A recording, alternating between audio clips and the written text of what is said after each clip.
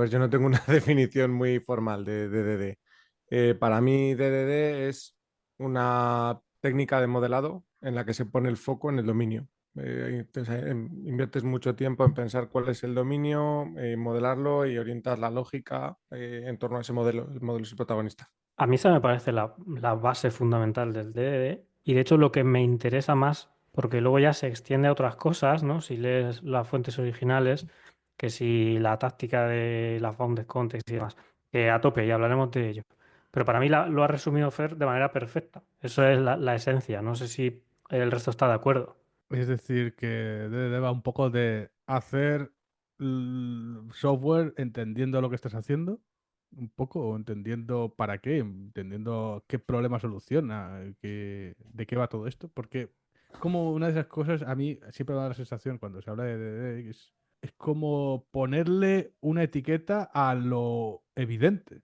Bueno, yo puedo entender perfectamente el problema y que mi solución no tenga nada que no tenga ni una capa de dominio ni los conceptos explícitos ahí. Entiendo que hay algo más aparte de solo entender el problema, ¿no? Cuando digo entender el problema, me refiero a hablar en terminología del problema, a detectar quiénes son los actores del sistema, un poco a no ponerse a tirar código directamente intentando reaccionar a una feature, sino que, oye, vamos a intentar entender qué hay debajo de todo este dominio, que es área de conocimiento sobre un tema, ¿no? Eso es como la definición de dominio que yo vengo usando. Vamos a adquirir este conocimiento porque es importante que esto se traslade al código, al modelo del problema, que el modelo software del problema tiene que seguir el modelo conceptual del problema.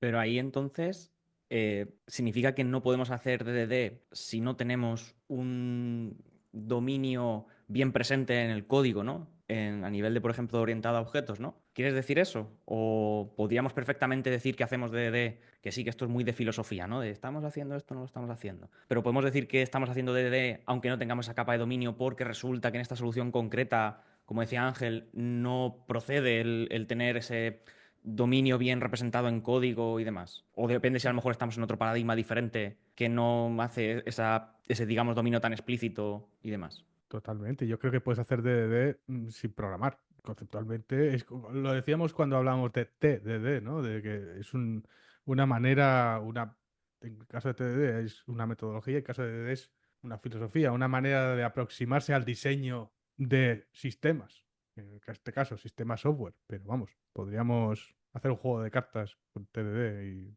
ya está, ahí con diseño dirigido por el dominio, ¿no? Que es lo que quiere decir, creo que aún no lo hemos dicho. Volvemos un poco entonces a lo de antes, ¿no? A lo del el otro episodio de está el DDD estratégico, ¿no? Y el DDD táctico, ¿no?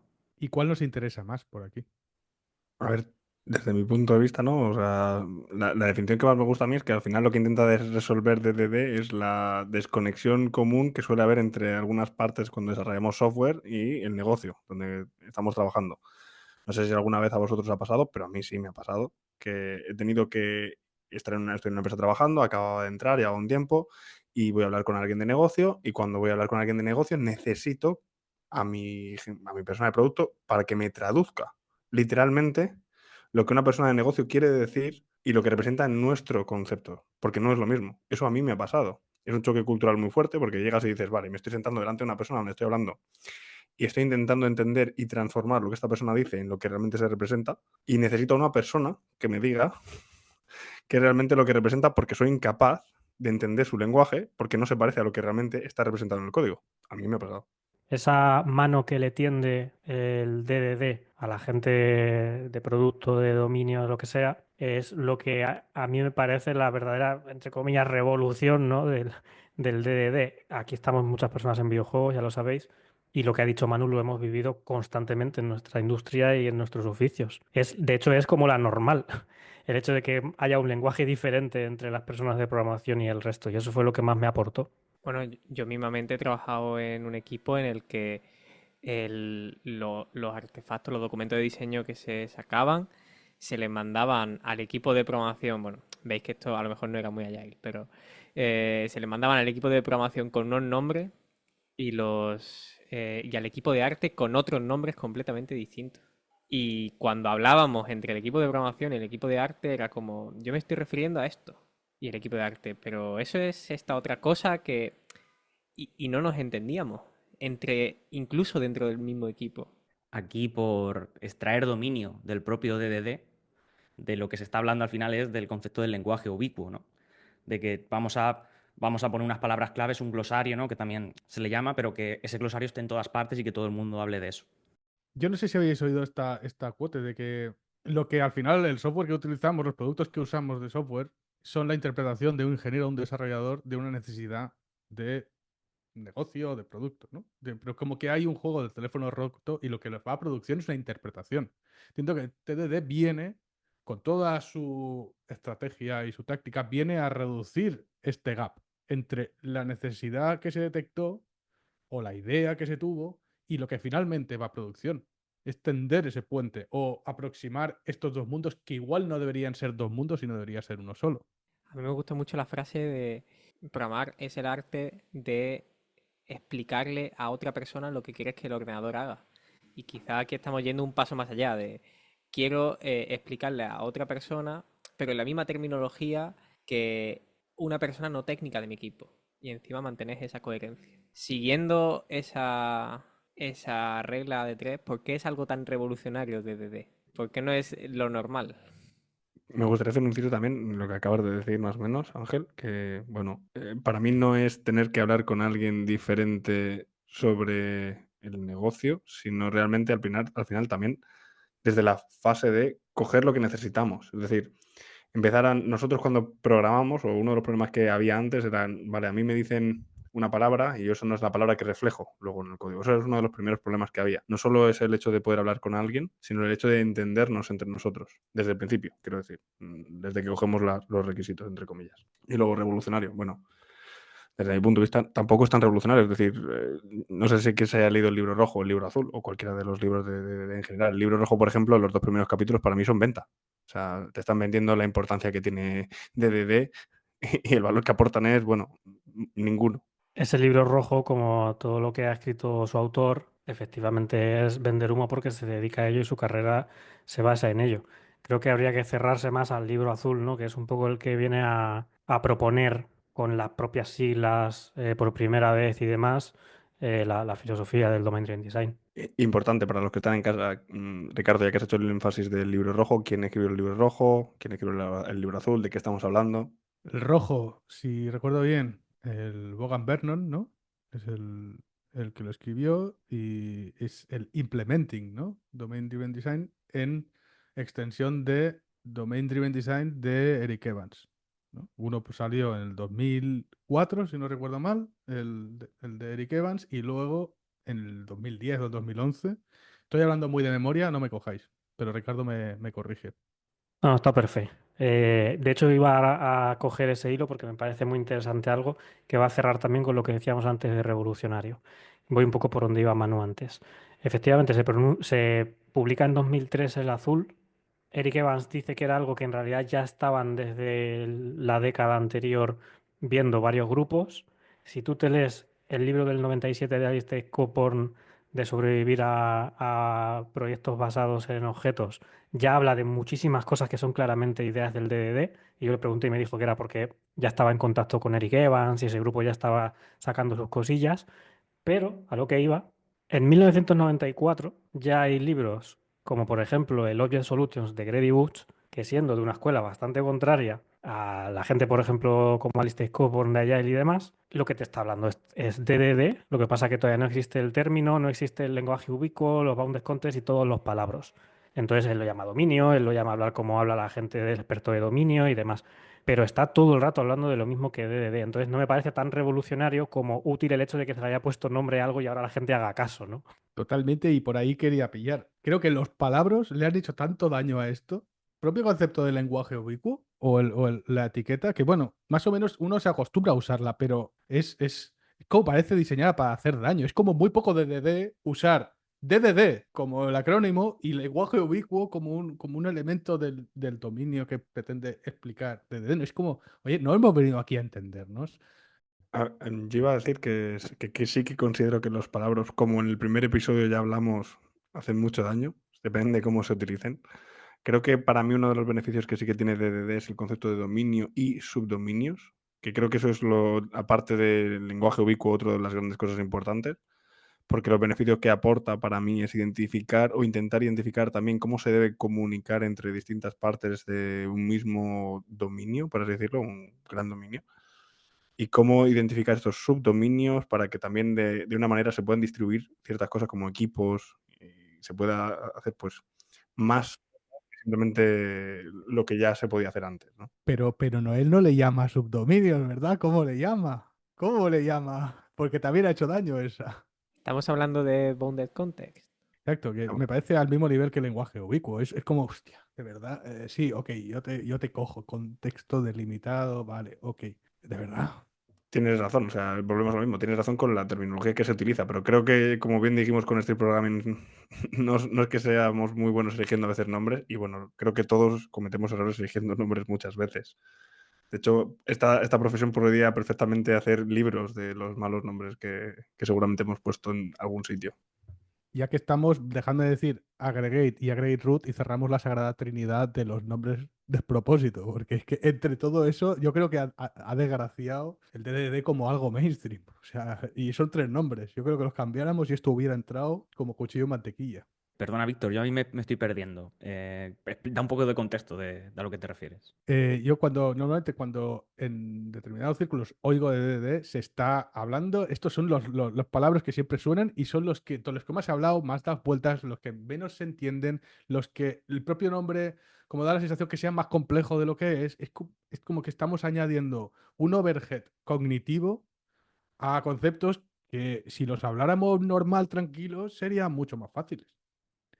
Y aggregate root, bounded context, propio DDD son ejemplos de que me parece que, pues sí, ¿vale? Podríamos reconocerle que había que poner un nombre y se puso ese, pero creo que no han ayudado. A ver, podríamos decir lo mismo, diría que de todos los nombres, ¿vale? O sea, todos los nombres si los miras, yo qué sé, algunos puedes intuir de qué van, ¿no? Al final, si te lo definen, pues sí, ¿no? Pero creo que volvemos a lo mismo, tenemos que repensar o plantearnos durante 2 segundos qué es. No es como, por ejemplo, que te digo perro y sabes perfectamente de qué estamos hablando. No hace falta que te haga un inciso sobre qué significa un value object. Una persona que no haya trabajado antes no va a saber qué es si no te lo explico. Pero si yo te digo que es una clase de software, un patrón factoría, o sea, hay como nombres que como que hasta son tranquilitos, son nombres tranquilos, ¿no? Vale, vamos allá, tenemos que nombrarlo, tenemos que entendernos, pero si estamos clasificando, ¿qué puede ser el sustantivo de clasificar? Clase, como muy cercano. Lenguaje ubicuo, vale, ok. En fin, yo creo que ya tenemos bastante sobre esto. Antes hemos mencionado lo de la parte estratégica y la parte táctica.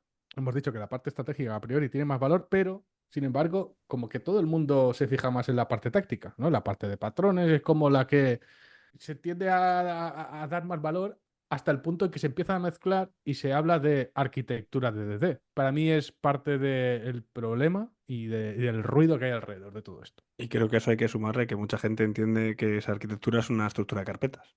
Este ya es nivel 2 pero si os parece, vamos a hablar de la primera. Por mi parte, yo voy a introducir, creo que esta idea de arquitectura DDD nace de que el propio Eric Evans, en un momento dado, como ejemplo, propone modelar en capas, donde la capa de persistencia está extraída, pero lo pone ahí como un comentario, casi como una nota al pie, de decir, oye, esto por ejemplo lo podéis modelar en software así. Y creo que ahí se ha agarrado, mucha parte de la comunidad se ha agarrado a eso, que creo que es una página, como decir, no, es que lo que está diciendo Eric Evans es que la arquitectura que implementa su idea es y si no estás haciendo esto, no estás haciendo DD. Y luego ya se mete hexagonal en el puchero y ya la liamos del todo. Yo creo que tiene mucho que ver con otro tema que hemos tratado muy por encima, bueno, y no tan por encima en otros podcasts, que es como el software como life hack, ¿no? El consumir software en base a esto me va a arreglar cosas ya o puedo hacer este cambio mañana leyéndome un artículo. Quizá DDD una consecuencia de los principios de diseño, de orientación a objetos o de lo que sea. Y con un life hack, la arquitectura de DDD es como, si haces esto, es muy fácil de explicar, se explica en un momentillo, se puede aplicar, Mejor o peor, pero es algo que puedes solucionar en un momento. Luego que aporte valor o no es otro tema. Cuando yo pienso en DDD, siempre lo primero que me viene a la cabeza es organización de equipos. No sé si estáis de acuerdo con esto, como que es uno de los pilares que de alguna manera justifican esta manera de enfocar el sistema. Tenemos distintas áreas de negocio dentro de nuestro negocio global que tiene sentido atacar de manera individual y que tiene sentido identificar como dominios separados, porque quizá hay equipos que están solamente encargados de esos. Me parece que sí, que es una de las partes importantes, como decía antes, con el tema de los subdominios o los bounded context, como decíamos antes. También quería recalcar que Eric Evans, en una de sus charlas hablando sobre sourcing y creo que en algunas otras donde hablaba sobre DDD, también comentaba que él pedía perdón, pedía perdón, no pedía perdón, sino que enfatizaba que a veces muchas de las cosas que él decía se las tomaban como al pie de la letra, cuando él realmente lo está diciendo como consejos. Y creo que él utilizó el ejemplo en la página, hay una página de DDD, donde la gente pues iba publicando qué dudas tenía y que siempre se encontraba con las mismas preguntas que se repetían en el tiempo y era como, a ver, no todo es dogmático y no todo tiene por qué ser como yo lo digo.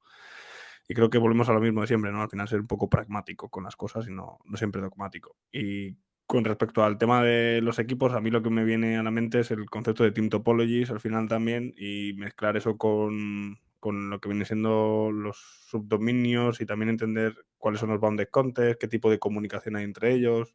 Y creo que eso es algo bastante importante porque al final, como Fer y yo hablábamos hace no mucho en una charla, la relación que hay entre los equipos, también la cohesión y el acoplamiento que hay en código también, por así decirlo, también se aprecia dentro de los equipos, ¿no? Es decir, si hay equipos que están acoplados a otros y dependen de otros, pues también tienen un problema. Estamos hablando de la ley de Conway. Iba a decir que es la ley de Conway, pero que no solo es la ley de Conway. La ley de Conway decía sobre cómo reflejamos las estructuras de nuestros equipos, pero lo que también estaba queriendo decir yo en realidad era, pues si te fijas en la manera de identificar el diseño de software, la calidad, al final, las medidas que utiliza son cohesión y acoplamiento, que son las bases también de señor DDD y de todo lo demás, ¿no? O sea, al final es lo mismo. Lo puedes utilizar también para entender los equipos. Yo perdonad que cambie un pelín de tema, pero había una cosa que me había apuntado para decir que no se me pasara en este programa, que por si hay gente que nos está escuchando que tiene a lo mejor un perfil de menos experiencia con el DDD, a mí una cosa que me ayudó a sentar muy bien la idea y que me aportó un montón en mi día a día fue el ejemplo muy simplista y muy reduccionista de decir, vale, es que porque tengamos una clase usuario en nuestro código no significa que para todo el mundo un usuario sea lo mismo o que más bien le importe lo mismo de un usuario. Entonces puede ser que diferentes partes de la empresa y del software que estás haciendo requieran diferentes clases usuario para entendernos. Y eso, yo que trabajo en videojuegos, con el concepto de jugador y de usuario y demás, me vino genial para entender lo que se estaba proponiendo y lo muy bueno que era. Una petición desde aquí. Voy a aprovechar, por favor, dejad de usar el ejemplo de la línea de producto, porque es que me da urticaria cada vez. Pues, ¿sabes? Mal, pues seguro que ayuda mucho, pero cada vez que veo un ejemplo y otra vez el producto con la línea de producto, si es que tampoco es que me parece un ejemplo tan bueno como para que se reproduzca, pero bueno, esto soy yo.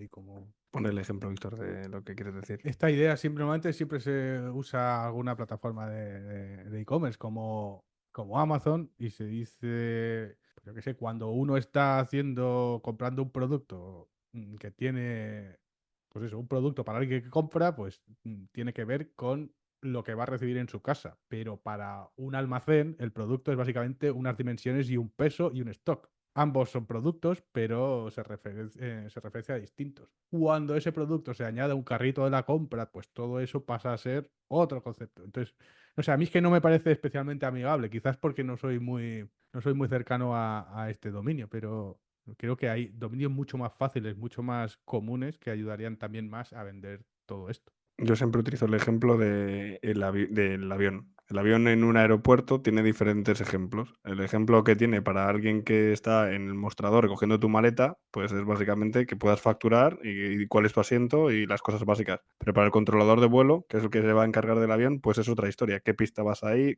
¿En qué pista va a ir? ¿Qué tipo de avión es? Etcétera. Entonces, eso es un ejemplo claro del mismo concepto representado en distintos lugares, ¿no? En distintas partes. Perfecto. Es otro ejemplo perfecto. Y no tiene sentido modelarlo todo en la misma clase, por mucho que sea el mismo nombre. Esa idea me encantó y es una cosa muy gratis y muy sencillita de empezar a aplicar, que ya sirve para ir cogiendo rodaje con la idea. Para nosotros el podcast es distinto que para los que están escuchando este podcast, porque para nosotros implica grabarlo, editarlo, subirlo, publicarlo, todo el rollo, para el que escucha, hostia, sí, esto a ver qué dicen ahora. Pero podemos usar la palabra podcast, ambos. Nosotros decimos, vamos a grabar el podcast. Y la gente que lo va a escuchar puede decir, oye, ¿has escuchado ese podcast? Misma palabra, distintos dominios y claramente distintas connotaciones o intenciones.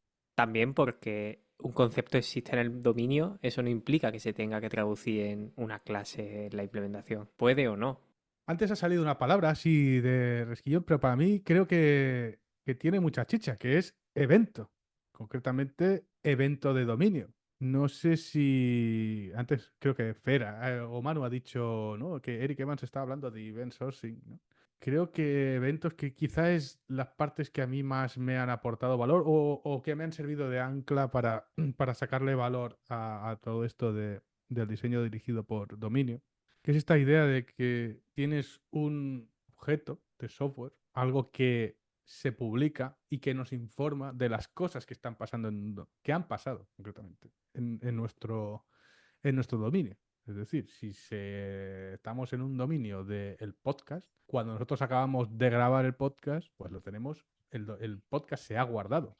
Luego lo procederemos a subir y eso en algún momento podríamos emitir un evento de dominio o existirá ese evento de dominio del podcast se ha subido. Esta idea de entender los sistemas a través de las cosas que han pasado, de los cambios de su estado, a mí me bajó todo, me ayudó mucho a bajar.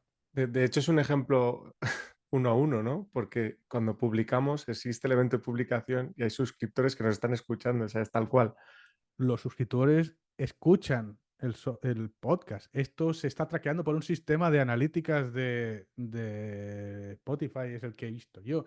Hay una serie de que puedes describir, puedes entender, puedes modelar este sistema a través de sus eventos de dominio. Es muy interesante. Esto permite además técnicas, lo que comentaba justo antes Manu, lo del event sourcing, que es que si lo puedo modelar, ¿qué más puedo hacer con estos eventos? Puedo reconstruir estados si vuelvo a reproducir estos eventos que han pasado desde el principio. Es decir, si estos eventos contienen suficiente información, los alimento a mi sistema que empieza seco, empieza vacío, y alimento los eventos y me permite reconstruir un estado. Y esto nos permite vivir, por ejemplo, sin proyecciones de datos típicas de base de datos de esto es una entidad en este momento en una base de datos donde sea. Porque lo que es relevante para mí son los cambios del estado. Estoy de acuerdo con lo que dices, Víctor. También hay que enfatizar, ¿no?, que se puede hacer DDD sin eventos de dominio. Quiero decir, los eventos de dominio son una adicional y el event sourcing es una adicional que puedes utilizar en caso de que quieras, pero que puedes hacer perfectamente DDD sin eso y funcionaría también. Totalmente. No, yo lo decía porque a mí es lo que me ayudó a bajarlo. Es como, ok, sí, obviamente es un patroncito táctico, vamos a usar eventos de dominio, pero es lo que, vale, es que si tengo que pensar en lo que ha cambiado del estado de este dominio, en realidad me está obligando a pensar en los conceptos importantes. No sé, a mí me ayudó y quizá a alguien más le ayuda.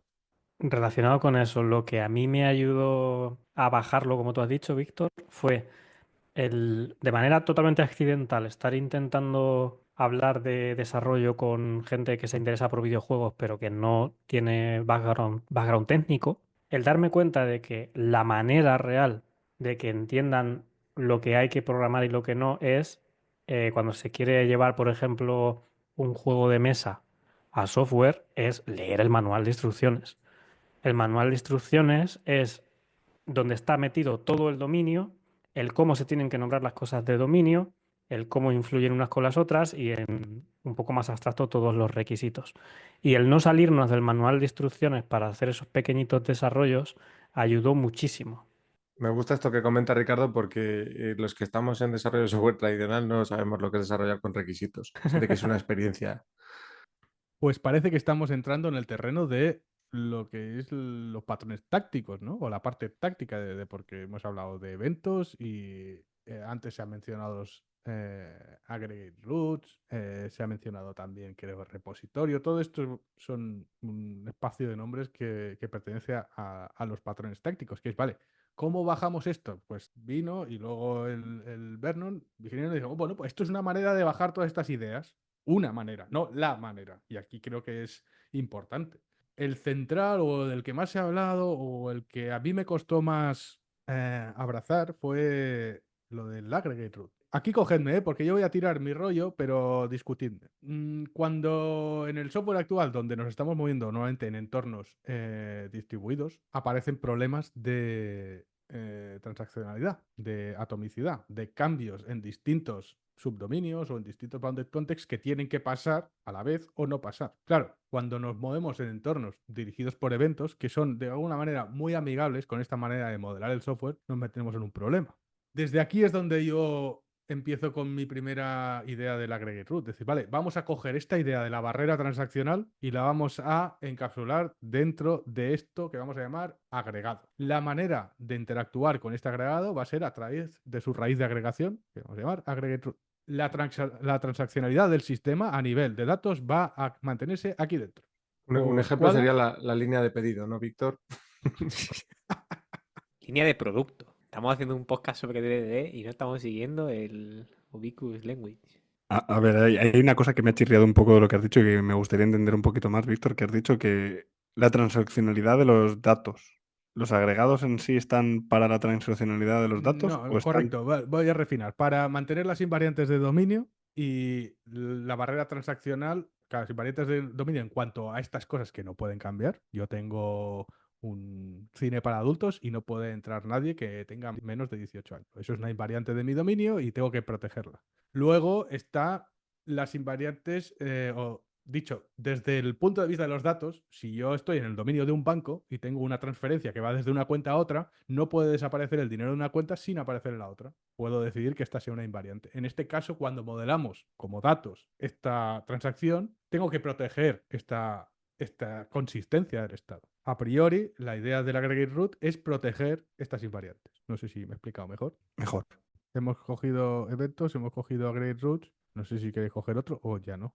Para mí, quizás el que más me gustó aprender en realidad, y aquí voy a la parte de que me gusta, ¿no? A mí el que más me gustó sin lugar a dudas fue el Value Object, parece una tontería, pero siempre me ha parecido muy, muy interesante. Y como ejemplo, en realidad siempre me ha gustado mucho el ejemplo que escuché de Carlos Buenosvinos en su momento del dinero, ¿no? Cuando tú vas a pagar, yo qué sé, en una pastelería, un pastel lo que te has comprado, ¿no? Que te vale 3 euros, le das un billete de 5, a ti nadie te rompe el billete y te devuelve el billete roto, ¿no? Te devuelve pues las monedas, que es el cambio que te corresponde. Y me gustó mucho ese ejemplo, me parece bastante sencillo de entender y creo que aporta además mucho valor porque en realidad permite, aparte del concepto de inmutabilidad, te permite otras cosas como por ejemplo el hecho de modelar cosas y no tener obsesión por primitivos. No sé, a mí me pareció un concepto sencillo de entender y bastante útil. También dentro de ese mismo ejemplo, a mí me ayudó mucho a bajar ideas, la idea que para mí un billete de 5 euros es un value object, pero para la casa de moneda y timbre es una entidad, porque sí que tiene un número de serie que es relevante y dos billetes de 5 euros son distintos, mientras que para mí son intercambiables. A la par que, por ejemplo, a mí, cuando está, por ejemplo, hablo mucho del libro rojo porque me impactó mucho cuando estuve leyendo, ¿no? Que dedican básicamente un capítulo a hablar de modelos anémicos. En realidad, cuando te lees el capítulo, acabas diciendo y dices, bueno, a ver, no me has enseñado nada, no me estás hablando de entidades, ¿no? Pero me estás hablando de un modelo anémico, pero lo que me estás queriendo decir es que al final lo que no has hecho bien es encapsular tu clase. Y le has dado un nombre que, vale, que es modelo anémico, pero, vale, encapsula tu clase y dale la lógica que le corresponde. No lo llamemos modelo anémico, no tiene nada que ver. Justo hoy he estado trabajando en un sistema de software en el curro y había una clase que tenía un método que se llamaba actualizar, update, ¿no? Y esta clase que tenía un método update permitía actualizar propiedades pues, de esta entidad. El código era una serie de chequeos del tipo un array de propiedades que no pueden ser nulas. Entonces se escaneaba toda esa request de actualizar y se detectaba una de esas propiedades que no podía ser nula y era nula, pues no se escribía. Todo esto me sirve para explicar cómo es el código, digamos, que no sigue esto. Porque me está diciendo que estas propiedades no pueden ser nulas, todo esto está funcionando, a priori, desde fuera, pero desde dentro, cuando leo esto, la pregunta es evidente. ¿Por qué no pueden ser nulas? ¿Y qué pasa si yo estoy haciendo algo que contradice esta invariante? ¿No? No pueden ser nulas, pero es que no necesitan que sean nulas. ¿Qué voy a romper si cambio esto? ¿Puedo cambiarlo? Y este para mí es el gran problema que viene a resolver DDD. Además que muchas veces, hablando en el contexto de Value Objects, esos null check em, sustituyen a validaciones que deberían de ser mucho más interesantes que un null check. El null check se debe de asumir. En plan, se debe de asumir de que no debe de llegar ahí. Al menos al dominio. Y validaciones súper interesantes como, pues por ejemplo, en un email que el formato sea correcto, que el dominio esté en un... Esas no se hacen, solo se hace el null. Si lo tenemos encapsulado, no nos duele esas validaciones, porque solo se están haciendo una vez. Como si pasamos una string, vamos a tener que hacer 9 validaciones en cada método y se va a hacer gigante.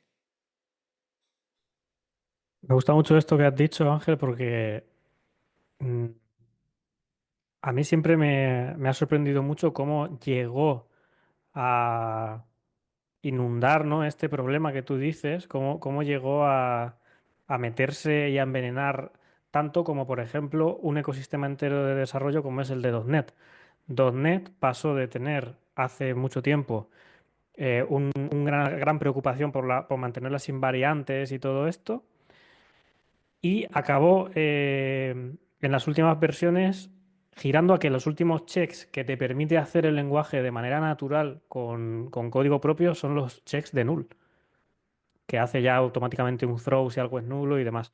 Incluso el hecho de los nullables, ¿no? Que es todavía más hardcore para quien sepa de C Sharp. Todo como basado en lo null o lo no null, que debería ser, como tú has dicho, dado por hecho, cuando lo interesante es que si tienes no sé qué dominio solo puede venir cosas pares o que no sé qué tiene que ser mayor que otra cosa. Ahí es donde están las invariantes interesantes y las encapsulaciones que debemos hacer.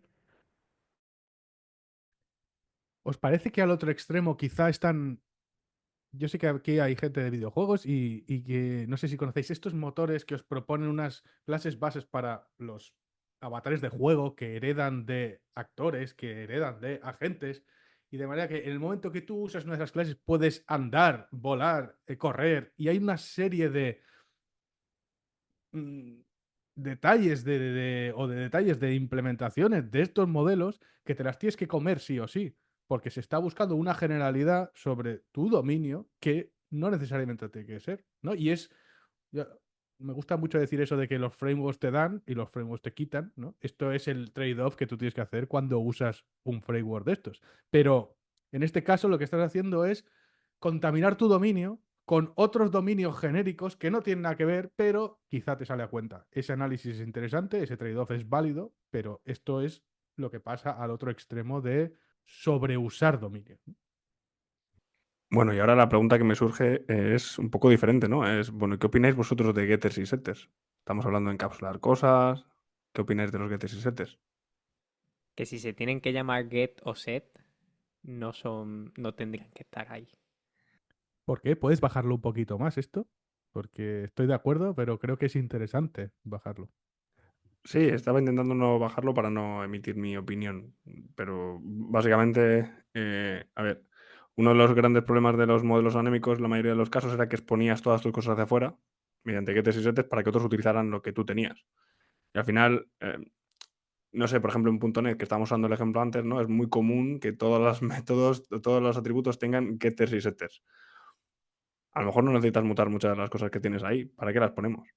¿Para qué necesitas el get y el set? En muchos de los casos no es necesario. Y muchas veces eso que intentas exponer hacia afuera, lo que quieres hacer en realidad es encapsularlo dentro de tu clase, ¿no? Dentro de lo que intentas hacer. un poco lo que pasa con los getters y los setters es que es muy difícil que formen parte del dominio, porque para empezar nadie habla así, nadie setea cosas o gettea cosas. Como esto se parece mucho a esta idea de empezamos a hablar de insertar cosas en nuestro sistema software, cuando claramente eso es una contaminación de un dominio de base de datos. Que en un dominio de base de datos tiene sentido hablar de insertar, pero en un dominio de producto, como más o menos nos movemos por aquí, insertar cosas no pasa. Ni getear cosas, ni getear cosas, maravilla. Qué maravilla de verbo en español. Obtener cosas o setear cosas, eso se escapa, claramente. Entonces, para mí eso es uno de los levantamientos de ceja, ¿no? Que tienes que empezar a ver si te interesa todo este tema. Vale, si estoy empezando a setear, ¿qué es lo que en realidad estoy haciendo? ¿Cuál es la intención? Porque probablemente eso debería encapsularse dentro de algún modelo de dominio y hay alguna orquestación que se está haciendo a un nivel más alto que tienes eso tienes que capturar esa idea.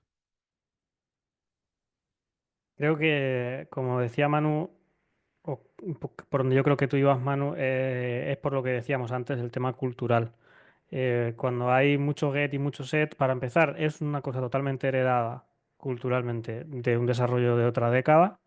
Y para continuar, yo no tengo ningún problema con hacer getters y setters donde los quiero hacer, incluso con tener muchos. Con el problema que yo sí puedo tener es el de tener un modelo anémico, como decíais. Pero si tú sabes gestionar bien los dominios y sabes hacer modelos ricos, el que tengas que tener getters o setters por lo que sea, mientras no se vulnere esto, no me parece un problema. El problema es que sea algo sistémico, cultural y repetido. Yo creo que Manu va por este patrón que hemos visto a veces, de hecho lo tienen los IDEs ya integrado, que tú llegas, creas una clase y das al menú generate getters and setters y marcas todos los atributos y dices, por si me hace falta. Yo creo que Manu va un poco más por ahí. Justo a eso me refería con lo de que es una cultura heredada de otra década, ¿no? Igual que tenemos menús de refactoring ahora en los IDEs que nos ayudan a hacer muchas cosas, que también tengamos atajos de teclado para crear automáticamente los getters y los setters, o incluso que tengamos opciones para que cuando crees una clase ya te cree automáticamente los getters y los setters, como decía Fer, eso es lo que yo digo que es sintomático de un problema cultural. Eso, no el tenerlos en sí o no. De nuevo volvemos al trato de una herramienta como una solución a todos los problemas, como pueden ser, pues hay que documentar, pues vamos a poner comentarios en cada una de las cosas. Hay que segmentar, pues cada vez que creemos una clase va a haber regiones que divida todo y todo este tipo de cosas, ¿no? Este es tal cual lo que voy a decir. Es un ejemplo de martillo de Maslow. Y los getters y los setters vinieron muy bien en una época en la que se accedía de manera indiscriminada a los atributos de casi cualquier cosa, porque a lo mejor no tenías ni siquiera modificadores de acceso. Entonces, getters y setters en su momento vinieron bien frente a eso, pero quizá ahora estamos en otro punto de la evolución. Sí, estoy de acuerdo con todo lo que estáis diciendo. La única cosa que yo quería añadir era que para mí no solo es un tema cultural, es algo que todavía a día de hoy sigo viendo cuando ves código del día a día. O sea, no solo por el tema cultural o porque a veces utilices cosas que no deberías utilizar, sino porque en vez de a veces pensar en encapsular la lógica dentro de lo que queremos hacer, ni siquiera se plantea eso en muchos de los casos. Es decir, lo primero que te planteas es, bueno, pues me añado un getter, un setter, que desde aquí puedo modificar esto. Y el ya que, es el problema que hay, que no es o sea, no es tanto cultural, sino como decir, somos programadores y programadoras, nadie nos impide hacer esto, voy a añadirme esto que me permite modificar algo que no debería modificar. Total, a mí esto me recuerda mucho a la frase de no quiero código reutilizable, sino reutilizado. ¿Cómo nos ha gustado aquí los tácticos, eh? Nos hemos enganchado un ratete. Al final hemos caído en el mismo pozo que cae todo el mundo. Que sí, lo importante es aquí lo estratégico, pero aquí la chicha, ¿a dónde va? Encima No, táctico, ¿no? encima. También hay que decir que realmente si nos pusiéramos con los estratégicos también sería muy difícil porque tendríamos que hablar de un dominio. Y entonces ahí es donde se sienta la complejidad, en realidad. Correcto, correcto. Y aquí tendríamos que hacer un podcast workshop, ¿no? Aquí hacer un tallercito que igual, oye, igual un día nos arrancamos. Yo quería preguntaros un poco porque no sé si os ha pasado esto de que el DDD venga pegado a hexagonal. Como que prácticamente es lo mismo. Mucha gente, no, DDD, hexagonal, son intercambiables casi. Y no sé si, bueno, quizá nos ha pasado, pero si os ha pasado, ¿por qué creéis que esto está pasando? a hexagonal o a microservicios. Totalmente, sí. Microservicios, DDD, hexagonal, intercambiables. Solo os ha falta añadir Kubernetes y ya apaga y vámonos. A mí me gustaría hacer una pregunta que va un poco en la línea de esto. Es una pregunta para que no tengo respuesta. Quiero saber vuestra opinión. ¿Se podría hacer DDD sin orientación a objetos? Yo lo hago cada día, lo intento hacer. Yo he hecho proyectos pequeñitos en funcional que tenían una mentalidad muy de Domain Driven Design. Creo que es como hablábamos el otro día, ¿no? Del TDD y de todas estas cosas, XP, lo hemos dicho muchas veces ya, ¿no? Que hay una mentalidad más allá del movimiento que puedes seguir cuando las herramientas en sí no te lo permitan igual. Yo creo que el DDD es una de ellas, muy, muy clara. ¿Por qué tú, Fer, crees que no o que crees que quizá no puedes? Bueno, yo según pienso en dominio, pienso en objetos de manera casi automática. Y según pienso en agregados, pues pienso de manera casi automática. Quería saber vuestra opinión. Claro, ahora que decís que ya lo estáis usando, me parece complicado. Pero sí que lo que está diciendo Víctor a mí no me ha ocurrido. Yo que venga de del lado de hexagonal, sí que creo que son los típicos trends que salen en las entrevistas y que a la gente le gusta farfullar sin saber muy bien de qué está hablando, pero yo he hecho DDD o algo similar a DDD antes de saber que DDD existía, hablando un poco de esta sobre ingeniería que hablamos al principio, del lenguaje ubicuo, de la técnica en la que se menciona el lenguaje ubicuo, y yo lo he hecho con 3 capas, sin problema, por ejemplo. Justo igual que eso, pero por ejemplo en funcional se puede perfectamente. Si tú extraes tus tipos abstractos de datos con base en el dominio y tus funciones con base en los procesos que se pueden hacer en el dominio, estás en las mismas. Pasa que el mindset o el paradigma, evidentemente, hace que la ejecución sea de otra manera, pero es lo mismo. A ver, yo tengo que poner el inciso de que a lo mejor el código que... No sé si el código que habla Fer es el mismo del que hablaría yo, ¿no? Pero lo que suele suceder es que posiblemente la mayoría de las veces que nosotros hemos, o que yo he visto a alguien intentar meter algo en dominio con funcional, era en un proyecto que realmente está orientado a objetos y estaba intentando meter programación funcional a porrillo, sin necesidad. Sí, yo he visto usar funcional en 3 proyectos diferentes y solo le he visto sentido en uno de ellos, que era un proyecto de data. Pero bueno, me gustaría hablar en otro capítulo del tema de funcional, que no hemos hablado. Totalmente, hablamos de funcional. Yo a mí, por ejemplo, todo esto que estáis oyendo, diciendo, me está sonando rarito, porque para mí no hay esa separación de funcional para proyectos de un tipo. No, para mí me parece simplemente una manera, un cambio de mental. Dale, Fer. A ver, Digo, Manu. te hago el inciso también para que se entienda, ¿no? Imagínate que tienes un programa que literalmente está orientado a objetos y de repente en un trozo te meto funcional, pero realmente no estoy separando las responsabilidades y estoy mezclando cosas dentro de eso. Al final, lo que sucede es que el funcional, como no es un funcional puro, es decir, no está cumpliendo los criterios de funcional, que al final que sean inmutables, pues he ahí el gran problema, ¿no? Que hay gente que intenta utilizar cosas que medio entiende porque conoce que es una función de alto orden y conoce 4 cosas y te las mete ahí con calzador donde no encaja. Pero no Sí, encaja porque no lo está usando bien. o porque queda, es que así queda, mira qué compacto queda el código. Eso es O que usar legible. patrones de funcional en otro tipo de paradigmas y... Vale, ok. No estoy hablando de eso, estoy hablando de programación funcional para resolver problemas generales. Total. En cualquier caso, nos estamos metiendo en otro podcast maravilloso porque esto lo iba a proponer en algún momento, pero yo había preguntado de hexagonal. No sé si alguien me iba a recoger ese guante. A mí me gustaría, Víctor, si puedes andar un poco más en el tema, porque ¿qué tiene que ver Ports and Adapters con DDD? Para mí, donde se intersecan un poco es que el Cobur, cuando presenta hexagonal, de alguna manera, cuando él dibuja el hexagonillo, pone el dominio en el centro. Es decir, le da esa entidad. Dice, oye, esto es importante. De manera, me voy a centrar, voy a proponer un par de patroncitos para separar todas estas partes de la conexión con base de datos, cómo interactuamos desde las APIs HTTP. Todo esto lo estoy separando. ¿De qué lo estoy separando? Pues entre otras cosas, de toda la parte del modelado de dominio en software. También del modelado de los casos de uso y todo. Pero sí que está dando un pasito diciendo, oye, el modelo es importante. ¿Qué pasa? Que luego esto se cogió esta idea, en sus palabras, las palabras de Colburn, un par de patrones interesantes para proteger el diseño. Esto alguien lo bajó y empezó a hacer ya, lo mezcló con Clean Y en Clean claramente se especifica el dominio. Se dice, mira, esta es la capa de dominio, esta es la capa de interactores, no sé qué. Entonces ahí es cuando para mí se intersecan. Como en la arquitectura Clean / hexagonal se menciona el dominio, como que se atan las dos y no, que claro, para hacer DDD tengo que usar estas arquitecturas. Es verdad que es juzgar un poco, pero creo que siempre que he visto estas dos cosas juntas hay un malentendido muy grande de los fundamentos detrás. Entonces no sé si Fer con esto sabes hacia dónde íbamos o no te lo has encontrado.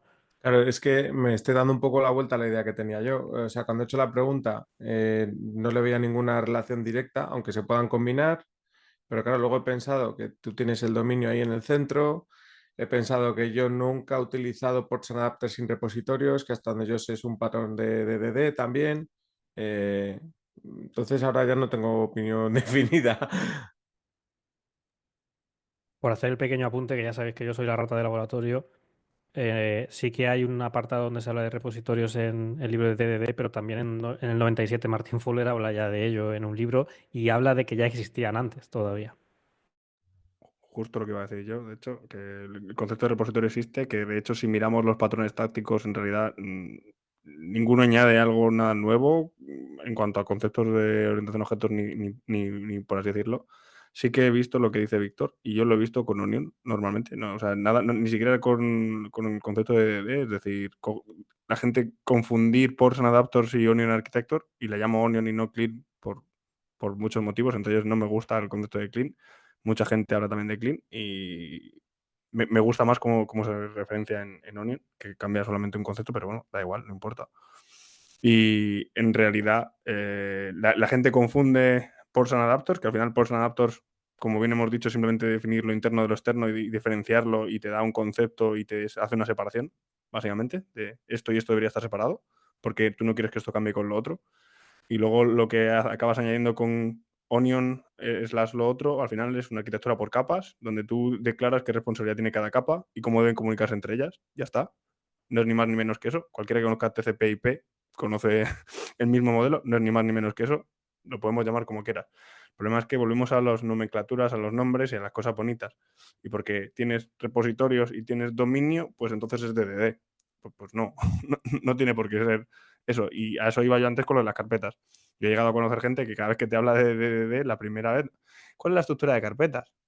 ¿Qué importa la estructura de carpetas? O sea, la estructura de carpetas es importante en cierto nivel de que tú sepas qué vas a meter en cada cosa, pero ya está.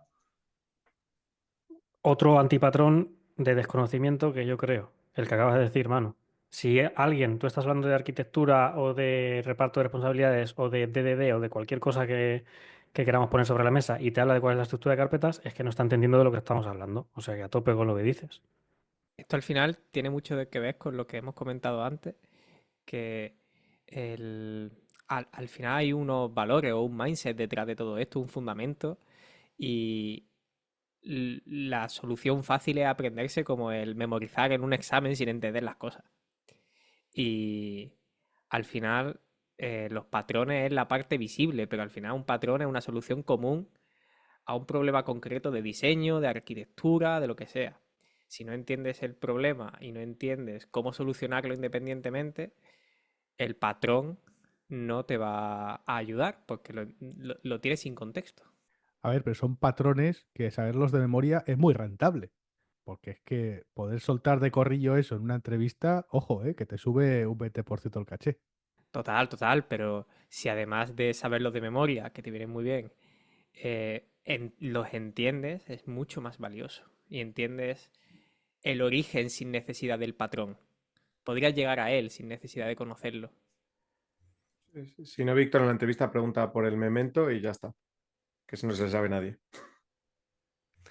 Yo lo que iba a añadir, lo que me gustaría añadir ahora, en realidad, es que lo que a mí me parece en realidad es que esto no tiene nada que ver en sí con DDD, ni con ports and adapters, ni con nada. Lo que tiene que ver es con que hay mucha información y la gente, en vez de ir a la base de la información, es decir, de dónde vienen las cosas, el porqué, contexto histórico, la gente se centra en lo que te recomiendan los gurús, lo que te recomiendan las ofertas de trabajo, que te sacan 7.000 millones de nomenclaturas y tú coges y haces una búsqueda rápida y te centras en eso y no pones los fundamentos en aprender de dónde viene, por qué surge, qué resuelve y dónde lo aplico.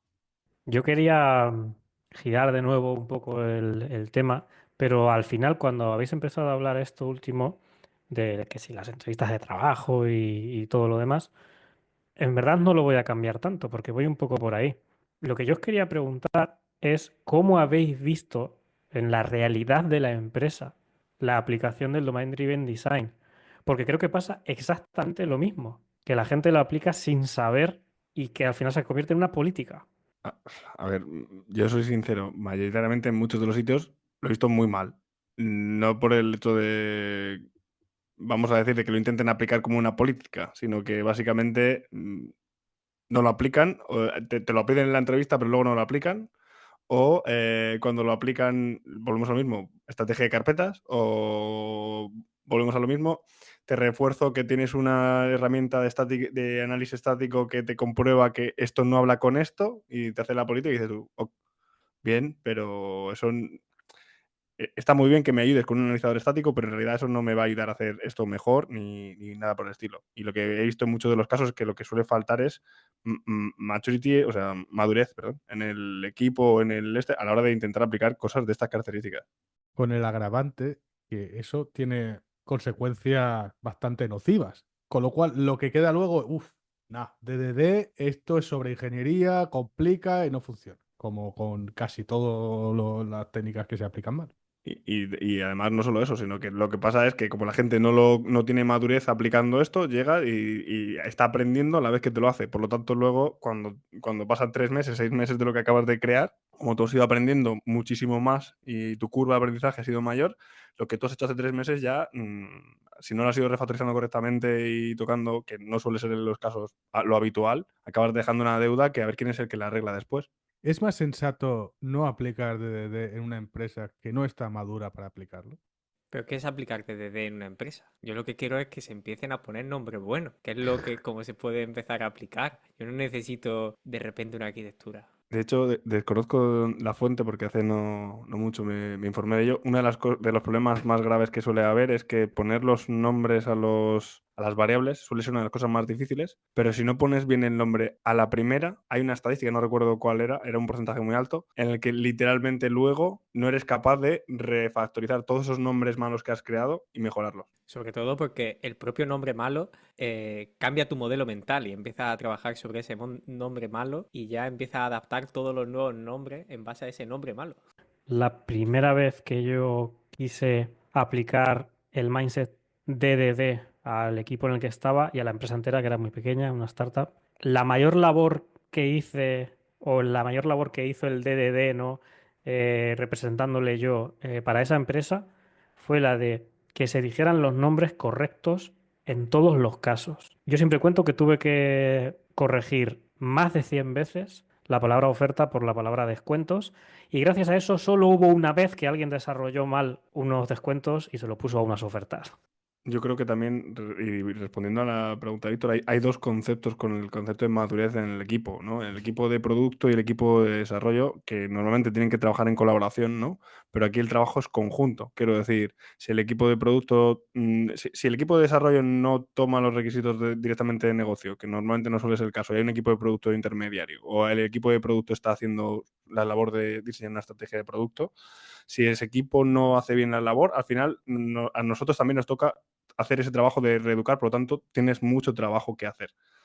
Y luego, si merece la pena no aplicar algo así como DDD, yo siempre lo he dicho y creo que Fer y yo lo hemos hablado muchas veces y es algo así como, a veces es más fácil empezar por algo más sencillo, empieza por puertos y adaptadores, que es un estándar bastante común para muchas de las cosas que vas a necesitar y que te permite luego pivotar a lo que tú quieras. O sea, como base estándar suele funcionar bastante bien. Creo que al final estos últimos minutos a lo que no hemos ido, más que a DDD, ha sido de cómo convertir al equipo en un equipo empoderado y autosuficiente y, como podemos decir, de alto rendimiento. Siendo que nos estamos desviando del tema, ¿qué os parece si vamos cerrando por hoy? Pues venga, Fer, te toca la frase, ¿no? Hay una frase que nos ha gustado mucho que es de alguien llamado Udi Dahan, que dijo que DDD suena genial en teoría, pero cuando empiezas a hacer modelos de dominio con 15 entidades, 20 agregados y un par de repositorios, te das cuenta de que tu código tenía más capas que una cebolla y huele igual.